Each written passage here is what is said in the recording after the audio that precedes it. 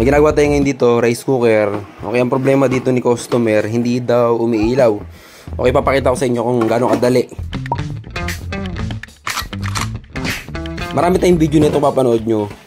Kung magkakalkal kayo ng mga videos, kasi medyo mahirap humanap ng video sa Facebook. Okay, medyo hindi pinapakita lahat. Punta po kayo sa YouTube account ko po as Michael PH din. Yan, makita nyo dun yung punta kayo sa videos. May mga playlist doon kung saan nyo nakalagay yung mga pag washing machine, magkakasama po yun, electric fan, motor, appliances, yan magkakasama po yun. Okay, mas madali nyo mahahanap yung mga gusto nyong makita pag sa YouTube po kayo. Okay, kasi sa Facebook kasi normal yan, kung ano lang yung lumabas o mag-pop out, yun lang yung madaling makita. Okay, sa YouTube po, doon naka-compile po yung mga natin, yung mga videos natin, mga washing machine, electric fan, ganito, rice cooker, at iba pa. Okay, open ko muna. Gamit natin is itong digital natin. Naka-buzzer lang po yan, kaya marinig nyo yung tunog lang. Okay, test natin sa coil, testing. Ayan, may resistance. Ayan o, 54 ohms. 54 ohms yung naragi sa kanya. Tingnan natin nga. So, tingnan natin. Ayan. Tama yung ating reading. Okay, ngayon, dahil buzzer to, check natin lahat ng mga possible. Ito, makikita nyo itong dalawang to. Ito, contact to ng thermostat. Ito yung once na uminit, nag-off. Okay? Para to sa, kumbaga, inin. Okay, para sa inin yan. Check natin kung may connection. Dapat magbabas to. Pakinggan nyo yung buzzer, Okay. Okay, ibig sabihin may connection siya. Ito yung nag-iinit kapag hindi nyo pa inon yung mismong switch. Ito. Kapag hindi nyo inon to, ito yung gumagana. On and off yan. Para ma-maintain yung init nung natin, yung kanin. Okay, yan yung sira kapag hindi nag-iinin. Yan. On and off yan. Okay, pang-inin po yan. Inin at saka maintain yung warm yung kanin. Okay? Sinaing natin. Tapos next naman, test natin to. Okay, yung connection na to. Okay, may connection din kasi dahil dito. Okay, tapos i-check natin dyan ito. Ito kasi normal na nasisira dyan, yung thermal fuse nya. Tingnan natin. Ayan o. Walang connection. Okay, yun yung ayusin natin. Papalitan natin to. Ito yung tinatawag na thermal fuse. Okay, palitan lang natin to, magiging okay na yan. Okay, ito yung thermal fuse na tinatawag. Tingnan natin yung data. Tingnan natin. Okay. Okay, 185 no. Ngayon, pasensya na kayo sa kuko ko. Ayan, kasi may ginagawa. 10 ampere, 185 degrees Celsius. Ito kasi yung yung magiging problema ng ng rice cooker. Hindi dahil sa amperahe niya. Ito kasi once na uminit, okay, kahit sabihin natin hindi ganoon kainit yung iniinit ng ating rice cooker, ito umiinit pa rin. Okay, nagbe-breakdown siya sa init. Okay, sa init ng nandito sa ilalim. Okay, tsaka yung init ng coil gumagapang po dito sa mismong wire na ito, kaya nagdi-disable siya ng kusa. Okay, pag medyo katagalan na yung hindi dahil sa 10 ampere. Kasi 10 ampere, napakalakas po niyan. Okay, 10 ampere na, kumbaga ito, fusible po siya ng 10 ampere. Okay, 10 ampere yung fusible niya. Tapos, fusible din siya kapag na-reach niya na yung 185 degree. Okay, 185. Napakainit po ng 185. Okay. Nangyayari lang naman yun kapag hindi nalapat yung mismong ito. Pag hindi lapat to, dito. Okay, yun yung nangyayari. Kasi ito, once na hindi lapat yung ilalim nito, may mga portion na nakaangat, uneven yung nakapwesto niya. Okay, ito hindi niya rin napapainit ng gusto. Nasa gitna na to. Okay. Hindi ganun iinit ng gusto kasi ito nakahiwalay ito eh. Okay. kailangan, bumabase to sa init nung ilalim nito. Okay, dun siya nakabase. Ayan. Kaya, minsan, pag na-reach niya yung ganyung temperature, nadadamage siya. Double purpose siya. 10 ampere na para sa, in case na magkaroon ng problema, para sa load. Okay? Tapos, yung isa pa sa temperature. Dalawa yung cut-off ng, ng trabaho niya. Temperature, magka-cut siya ng, kapag na-reach yung ganung temperature, mag-off siya. Okay, sisirain niya yung sarili niya. At saka pag na-reach niya yung sa amperahe naman, sa load, sa taas ng load, madadamage din siya. Okay, double purpose. Alright. Mag-upgrade tayo. Ayan, mag-upgrade tayo ng fuse. Eto, ginagamit to sa mga rice cooker na medyo mas malaki dito ng konti. Okay, mas malaki yung, mas malaki. Ito yung sinasalpak doon. Okay, ito yung kakabit natin. Okay, at least, kahit pa paano, mayroon po siyang temperature cut-off. Ang purpose niyan, in case na, halimbawa, naiwanan nyo, nasunog yung laman, hindi nag-off, siya yung mag-off pa rin. Okay? Mas okay pa rin yung may ganito kaysa yung wala. Okay? Kasi in case na hindi mag-off yung mga switch niya, in case lang in case na magdikit yung mga contact niya, hindi bumitaw, at least safe pa rin yung bahay, hindi masusunog. Okay? Dahil meron ganito. In case na ma-reach niya yung ganung temperature, mag-auto off siya, magka-cut off siya, mawawala yung power. Okay? Kaysa yung nakarekta. Okay? Sa mga magsasabi naman na dapat sir, dapat same lang yung ilalagay. Okay, eto. Okay. Kung ganito lang ilalagay natin ulit, katulad nito, yan, medyo sariwa pa yung bago pa, ilang buwan pa lang. Tapos, laging nasisira to. Kung sa inyo ba, lagi kayo magpapagawa ng gamit na ganun laging kumbaga, magpapagawa Halimbawa, singilin nyo to ng 150 o 200 pesos, depende sa lugar. Okay, kasi depende, iba-iba yung singil ng ng technician, depende sa lugar. Yung iba, mas mahal pa dun yung singil. Okay, 250, 300. Depende. Okay. Kung magpapagawa kayo lagi ng halimbawa 200 na lang. Kung lagi-lagi every 3 months, 2 months, 3 months, 4 months is nasisira to, laking abala yun sa laking abala kay customer yun. Okay? Ang purpose lang naman, yung 10 ampere hindi basta-basta kasi magka-cut off yun para sa coil lang. Hindi siya basta-basta magka-cut. Okay? Ang nakakasira sa ganito is yung init. Kaya mag-upgrade lang tayo ng mas mataas. Ang purpose lang nun, para hindi agad hindi nagpapagawa si customer. At the same time, safety pa rin. Okay, safety pa rin kasi meron po rin siyang temperature cut-off. Ayan, Okay, 230. Mas mataas lang ng konti sa 185. Ayan, Okay, ayan. Mas mataas lang siya ng konti. Okay, ang purpose lang nun, para hindi paulit-ulit. Yun kasi iniiwasan natin, yung masisira yung gamit ni customer. Unang-una, back job, problema yon. Okay, problema na ng technician, matatambak yung gagawin nyo kapag tuloy-tuloy yung gawa, tas may mga back job kayo na ginagawa. Kaya minsan, may pagkakataon na kailangan natin mag-adjust. Okay, kailangan natin mag-adjust sa mga parts na nakalagay. Kumbaga, kung ang dating nakalagay dyan is yung standard or yung original, pwede naman tayo magpalit ng mas magandang klase. Okay? Hindi lahat ng original kasi is okay. Okay, kumbaga sa motor, anong stock na gulong mo? Okay? Sa iba kasi madulas para sa kanila yung gulong na nakakabit, ganun. Yung iba naman, tensioner yung problema na ilang buwan pa lang, kakabili pa lang, isang rides pa lang, damage na. Yun yung mga original na ibig sabihin, kailangan natin i-upgrade o kailangan natin baguhin. Okay? Hindi lahat ng original is okay. Okay, sabihin nila, yung panggilid, original is okay. Okay naman. Pero, syempre, kung gusto mo ng mas magandang kalalabasan, medyo mag-a-adjust lang tayo ng konti.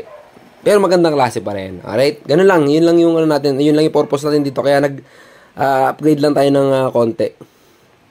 Okay, salpak na natin to.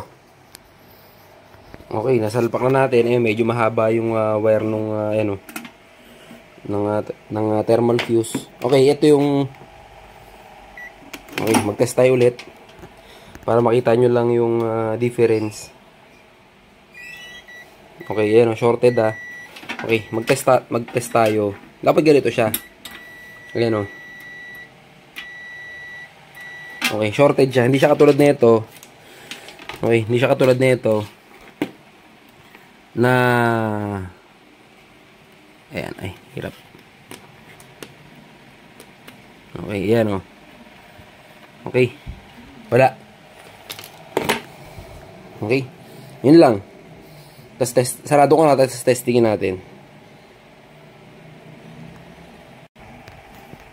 Makita nyo yun, ano na siya, baliktad kasi. Ayan. Papakita ko lang sa inyo, nakakook siya. Depende po sa, ano yan, sa rice cooker. Yung iba kasi hiwalay yung heater niya, yung nagpapainit. Yung yung inin niya magkaiwalay. Okay, magkaiwalay po siya. Meron pang isang umiinit doon na heating coil. Ito naman is yung mismong, ito na. Yan. Ngayon, papakita ko lang sa inyo. Ito.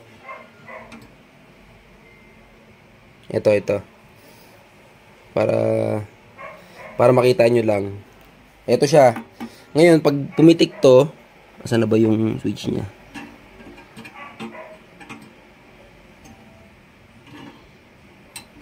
Ayan o. Pag ginalaw ko to pataas, ayan o. Okay. Ito yan. Ayan. Okay, yun yung purpose nun. Once na nagpitik, lilipat siya sa kabila. Okay, sa iba, sa walang init. Okay. Sa magtatanong naman, sir, bakit po yung yung rice cooker ko lagi nakaganito? Okay. Depende po kasi kapag ang rice cooker nyo is dalawa yung heater. Okay, merong main heater at saka merong inin. Naka-warm lang po yun. Tapos tuloy-tuloy yun, continuous po siyang umiinit. Okay. Kapag naman isa lang yung heater, katulad nito, isa lang yung heater. Okay. Pero naka-warm pa rin. Ibig sabihin, pag saksak nyo, naka-warm pa rin. Ibig sabihin may problema. Okay. May problema yung mismong connection. Pwedeng etong thermostat damage or yung contact niya, nagko-contact pero walang contact. Kapag madumi. Okay. Dahil puro carbon na yung dulo. Ganito kasi yan, pag bumaba to, ito ko sa inyo, ayan o. Ayan. Okay. Kapag na-damage to, ganyan din yung mangyayari. Okay, either dalawa lang yung problema. Okay, dalawa kasing klase yan, yung rice cooker. Okay.